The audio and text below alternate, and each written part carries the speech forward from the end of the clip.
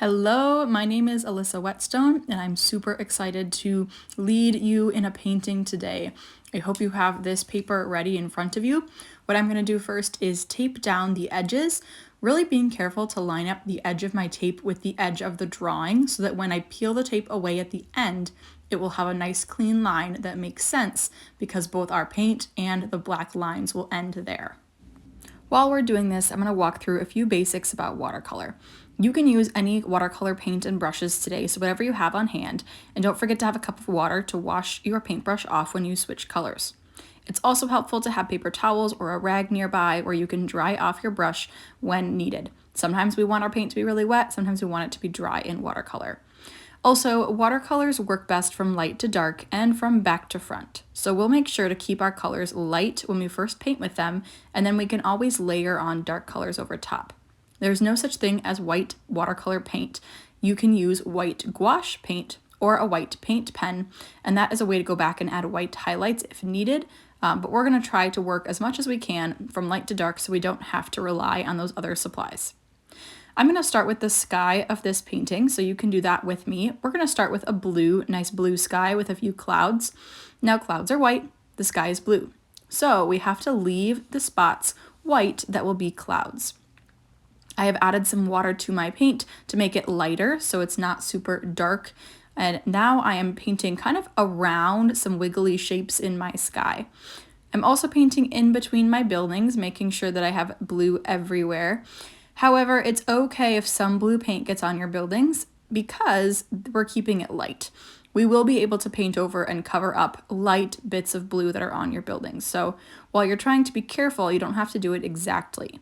Look how around my sky I've left myself some white blobs in between my blue areas of paint. This will start to look like clouds as the sky around the white blobs gets darker. Watercolor is a lot about suggesting what is there, even if it's not exact. I've already done the pen drawing for you, so everything that needs to be exact is exact. Now it's time for you to just fill it in and make it pretty. Now I'm just going in with a little more paint to add those layers to make things darker. So while the paint is wet, we can use our paintbrush to add some darker values kind of underneath the clouds and along the edges. And I'm making sure to go in between my buildings if I haven't yet. The brush I'm currently using is a kind of a wide flat brush, but really any brush will work for this, just making sure you can get in between things nice and carefully, but also having enough width or size to make those big areas. They're called washes when you make a big area wet with color. As you are making this, remember you can make it your own. You can have no clouds if that stresses you out and you don't want to figure out how to do that. It could just be a plain blue sky, or you could have a few bigger clouds or anything else. So remember to always make it your own as I show you different steps, changing and deciding for yourself since you are the artist. This next step is going to help our clouds look a little more realistic since right now they are literally just white blobs. I'm going to have just a tiny bit of blue on my paint brush, but then I'm going to go actually dry it off a little bit, and I'm going to try to smear that top of the cloud so that there's less of a harsh line. So I'm just kind of wiggling my mostly dry and clean brush across the top to smudge and smear that top line away. That'll kind of help it look like the top of the cloud is fading into the sky and the bottom keeps that straight line. Here I'm dividing some of my bigger clouds in half and making it look like one is closer and one is further away by again kind of smudging and smearing those spaces in between the clouds. Just makes it look like there's a few more layers to the clouds inside my sky. Then if I have a lot of paint in some of my buildings, I can take a dry brush and I can try to soak up some of that paint inside the buildings to make sure that when I do paint them, there's a lot less I have to cover up. Because watercolor has water, if you ever want to take watercolor off of your paper, you need a drier brush so that your paintbrush can actually soak up the water. This does not work once the paint dries, so you have to do that when the paint is wet. Since we're still working with blue, I'm going to go ahead and move straight to the water. Something about painting water is that you have to keep your brush strokes horizontal. You want that water to appear flat. So even though the whole river goes at an angle, at a diagonal, my paintbrush strokes are horizontal. So I'm kind of trying to keep a variety of light and darks. So you'll notice I'm not evenly coloring in the whole river. I'm making horizontal lines, some light, some dark, trying to keep just some interest to the picture. The shoreline is nice to make a tiny bit darker and create some sort of shadow effect against the edge of the walkway or the plants growing there. So I'll have a little darker paint on those edges, especially on the part across from the river. And then I can do that closer to me, create kind of the side of the river, have some darkness as well. I'm going to try to leave some lighter color in the center of the river to make some sort of light reflection illusion, but the edges are darker. Here you'll see me mixing two of my greens together to get a color for my grass. I really like to use multiple colors when I'm painting and not straight out of the tube. Of course, I didn't do that for the sky, but I happened to have a color I liked. Here I mixed my two greens to make a more medium green, I suppose you would say. One of my greens is more of a cooler tone, it's more blue, one is more yellow or lighter, and I'm trying to use both of that to get to a more in the middle normal green. Sometimes I also like to add bits of brown to my green or to whatever color I'm using just to neutralize it and make it seem less bold or bright. But here, since the ground is so close to us, we can make it bright and it still makes sense. As things get further away, they tend to be more neutral or less vivid and bright. So far, I have just painted my entire grassy hill with one value of green. So I'm doing a wash. I have to be careful when I get to the edge where the water is because I don't want to touch two wet paints together. If two wet paints touch, then they blend, and we don't want that to happen between the water and the grassy hill.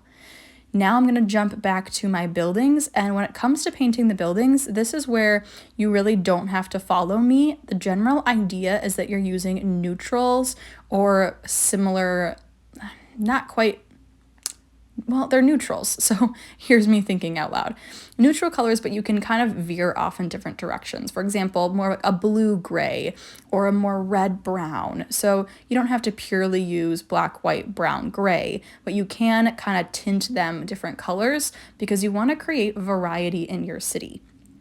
If all the buildings are the same, then the eye doesn't really know where to look and the picture becomes flat and uninteresting. So you'll see how I'm using one brown, but I'm jumping around to different buildings so that I have opportunity to use other colors in between those buildings. Now, as I get close to this boat, I do have to be careful because some of the boat I'm planning on leaving white, and as we know, we cannot cover up white. So watch out for that boat as you're jumping around to paint your different buildings. This wall in the center is kind of a big stone concrete wall that I'm going to paint as well, and here I've chosen a more yellow-brown. These neutrals are not the exact neutrals in this real location. I am just using the idea of a cityscape to pick my colors. So you can do the same, or you could look up pictures of St. Paul, Minnesota if you're interested in making it look really like the real place that it is inspired by. However, this is your chance to have fun and play with different colors. The reason I'm jumping around, besides making sure I have different colors, is because of that thing I mentioned earlier of wet paint touching wet paint. If wet paint touches wet paint, they merge together and they blend in ways you might not want them to. So I'm trying to jump around and allow the buildings to dry a little bit before I paint the one next to them. So that's another reason why you might want to be jumping around, or you can use a hairdryer to speed up the drying process so you don't have to worry about colors mixing when you don't want them to. Here I'm speeding things up, but don't panic. You can always pause at the end if you do want to match my colors exactly, but all I'm doing is layering those neutrals, starting with light, getting darker and darker, and adding different values of browns, grays, blacks, whites, and thinking about all of that variety I was talking about. So you do something similar, do something the same. Feel free to pause to see what it looks like. But now we're going to talk about making it look a little more 3D. So look at this building and how I've chosen one side of it to make darker. So I leave one side light, I take the same color and I do a second layer of that color to make the side dark. I need to now be consistent on which side of the building I paint dark. I'm having the light coming from the right in this case, so the left of my buildings will be slightly darker. By keeping this consistent, I'm going to make it seem like there is real depth to the picture and like the sunlight is really coming from one direction. If you need to cover the whole building or if everything gets too dark, just do a full layer and you can always add another shadow on top of it. Because you can always paint darker, you just can't go backwards lighter. unless you have a tissue or paper towel, and while it's still wet, you can dab and pull up color. So if something happens that you don't mean to happen while it's still wet, grab something that's absorbent and let it absorb some of that paint off of the paper, and you can try again. Here I'm also paying attention to where there are shadows underneath. So such as the CenturyLink building in the middle, I'm going to add a shadow kind of underneath that overhang to again help with that 3D effect. So go back, pick sides of your buildings to make sure that there are shadows, and again that helps make your picture look like it has more depth and is more realistic. Now that my water is dry, I'm going to go back and add some more shadows. So I've dipped my paintbrush in a little bit of gray, and I'm adding some shadows right along the shoreline to really give that shadow effect that I was trying to achieve with a darker blue paint earlier. So just carefully dragging my brush along the shoreline to make that. I've switched to a smaller brush for these details. You might see that it is angled. Don't worry about that. You don't need that. It's just my preference on how to kind of hold the brush. It makes it easier for me. I'm also using the black paint to create some shadows and edges to the boat. Even though I want the boat to be white, I can use very light gray to create shadows and make that boat look a little bit more realistic and 3D. So I've made my gray, my black fairly wet, so it's very light, and I'm going along underneath those decks and adding a light shadow with the light gray. To make these shadows seem realistic, I'm not only going to put them at the top, but then I'm going to dry my brush and kind of blur and spread them down so it's more of a gradual change of shadow. So once that there's a lot of it at the top edges, I can clean, dry my brush, and pull those shadows down so that there is more 3D-ness to it. Here I'm going to also add some more depth or darkness to the roof of my boat. You could even use a pop of color if you want to for that, but creating it with those same browns and blacks to kind of match the theme I have given the boat. Now here, I want to go back and add some color to some windows. So I've mixed up kind of a bluish, grayish color, and I'm putting that in the bottom windows of the boat so that it feels like the lights are on. And since I had some extra, I'm going to throw it on one of my buildings as well to make it look like there are people there, or maybe it's actually just reflecting the sky. If you've seen big cities, oftentimes the glass on the walls reflects the colors in the sky or the surrounding area. So that can be a fun reason to use some of that blue in the windows of your buildings as well. I'm going to wrap up some details in my city by looking for any edges or things that do not have color yet, maybe those small details in the buildings, maybe those edges or windows, and really add some more just variety of color of the blue windows, finish off the gray buildings, because I'll be moving on to my grass soon, and I want to kind of finish the things off in each area. For me, I just like to say that that area is done, or at least done for now. If I come back and add more layers later, that's okay too. But I'm gonna finalize those details, and then it'll be time to add more texture to our grass. So here I've grabbed some more green on my brush, and I've let it be a little darker. So I don't have a lot of water on my brush, and I'm just gonna kind of wiggle and jiggle my brush across the hill, looking for the pen lines of the clumps of grass. You can kind of copy, go on right on top of those lines, or just copy and go next to them and make the same sort of little jagged lines for the texture in the grass. It's okay for the texture to be messy and not perfect. The goal is to create some lines that kind of go in different directions and are kind of pointy at the top. With that done, that should look like a fairly bushy, loose land hill of grass. This grass is not very neatly mowed. It's a nice bank you can sit on to overlook the river, so we want it to feel bushy and relaxing. So I'm actually going in and adding some of those lines even where the pen lines are not, so I can really fill in this hill with all the watercolor grass lines. Here I really go to town with mixing up some more green and making more of those bushy lines. I really want that hill to be full, and so the more lines you can get in there, the more of that feeling is going to get across. So layer them up, darker, lighter, different tones, mix them together so you have a lot going on in that grassy hill.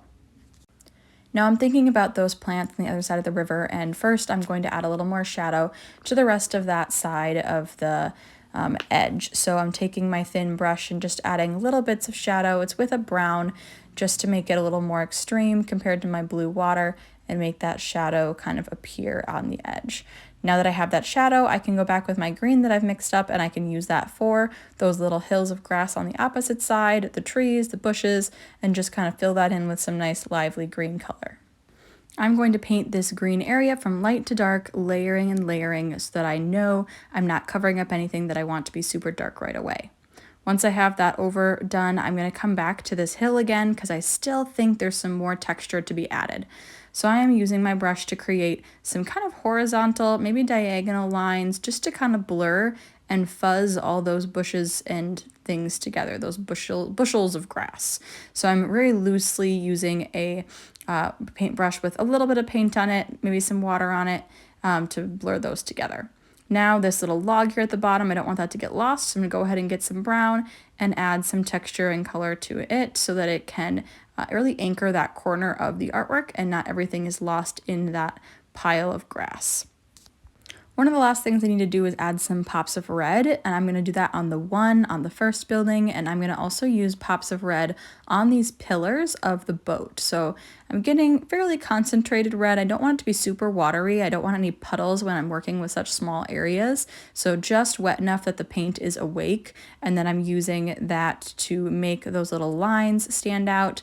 I could decide the other parts of my boat have pops of red, or maybe even some other bits of the painting. It's always nice to, when you use a color, to repeat it somewhere else so it has a friend and it feels like your picture is connected. So I used it both on the building, and then I'm using it all across the boat. And I think I'll even use it on the roof here just to make that a little more interesting on those edges there. And then I've got one more kind of smokestack thing that's getting disappeared. It's getting buried in the color of the building behind it. So I'll add a little bit of red to that as well. That is the end of the major areas of direction and instruction. Here I'm just jumping around, really finalizing details, looking for edges of buildings that I didn't make dark enough or things that just don't look quite right to me, and kind of playing with them, whether adding another layer of color or adding some decoration to it, and kind of looking for places that I can improve upon. So you can do the same thing for yours. Look back over it and see if anything needs some darker values, if anything needs some more texture in the grass or on the water, and figure out what your last few moves are. Once everything is painted nice and neat, you finally get to do the tape reveal. When you peel off tape, you want to keep that tape peel kind of low to the table, so pulling it over to the side and keeping it low. Don't just pull straight up or it can tend to tear the paper. I use a green painter's tape that I love. It comes off very easily. It's linked in my supply recommendations, but any painter's tape will do for sure. Once your tape is removed, hopefully you can see your beautiful painting with that lovely edge. Don't ever forget to sign your painting, whether it's with your initials, your full name. It can be fun to add a date or at least a year so you know when you made your masterpiece and it is ready to be framed in an 8x10 frame and for you to enjoy at home. Thank you for painting with me. I hope you had a blast. I hope you check out my other watercolor pages so that you can do this again soon. Maybe even get a group of friends and have a painting night. See you next time.